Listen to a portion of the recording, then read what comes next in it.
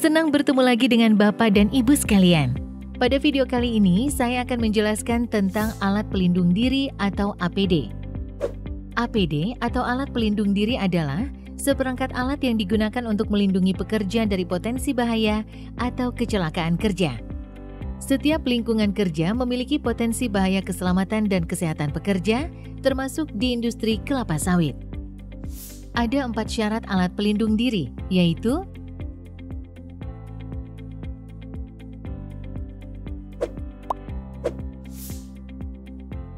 1. Harus memberikan perlindungan yang cukup terhadap bahaya yang dihadapi tenaga kerja sesuai dengan sumber bahaya yang ada.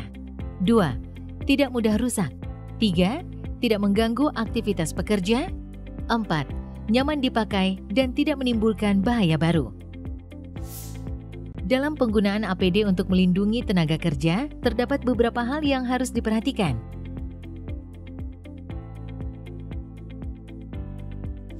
1. APD sebaiknya disimpan di tempat yang aman dan terlindungi. 2. Periksa APD sebelum dipakai untuk mengecek apakah ada kerusakan. 3. Selalu mengambil dan menyimpan kembali APD pada tempatnya setelah selesai digunakan. 4. APD dibersihkan secara berkala. Namun perlu diingat bahwa A. APD merupakan perlengkapan untuk mengurangi akibat dari kecelakaan kerja dan APD tidak menjamin pemakainya pasti terbebas dari kecelakaan. Artinya, petani tetap perlu berhati-hati untuk menjaga keselamatan kerja mereka. B. Selain itu, APD sebaiknya hanya digunakan oleh 1 orang saja. Jika digunakan secara bergantian, APD dapat menularkan penyakit. Dalam penggunaannya, terdapat 7 jenis dan fungsi APD, yaitu 1. Pelindung kaki. Berguna untuk melindungi kaki dari kemungkinan luka akibat terbentur dan tertusuk, luka akibat tumpahan dan percikan, luka terjepit, luka tersengat listrik, luka akibat kondisi cuaca, panas, dingin dan lembab, luka akibat tergelincir. 2. Pelindung kepala.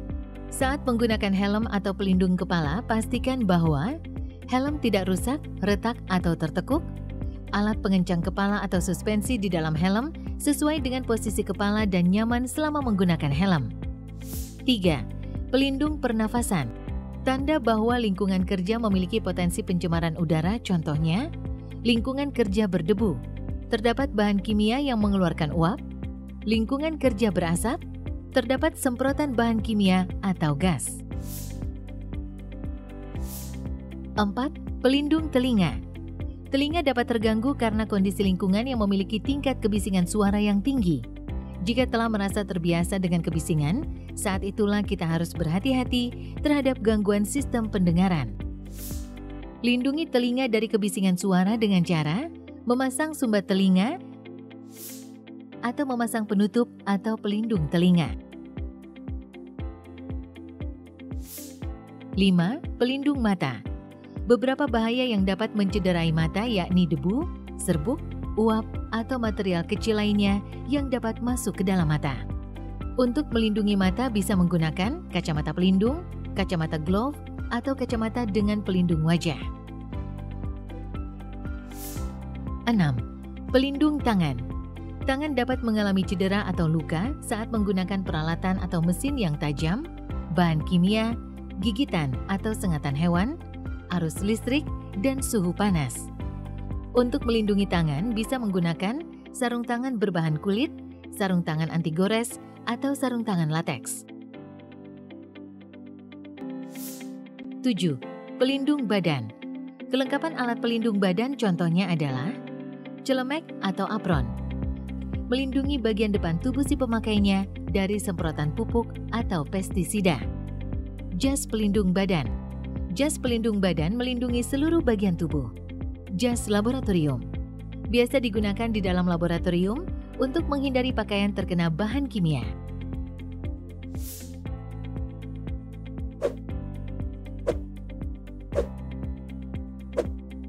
Sekian penjelasan mengenai alat pelindung diri. Mari mempraktikkan prosedur kerja yang sesuai dengan keamanan dan keselamatan kerja. Sampai jumpa di materi lainnya ya.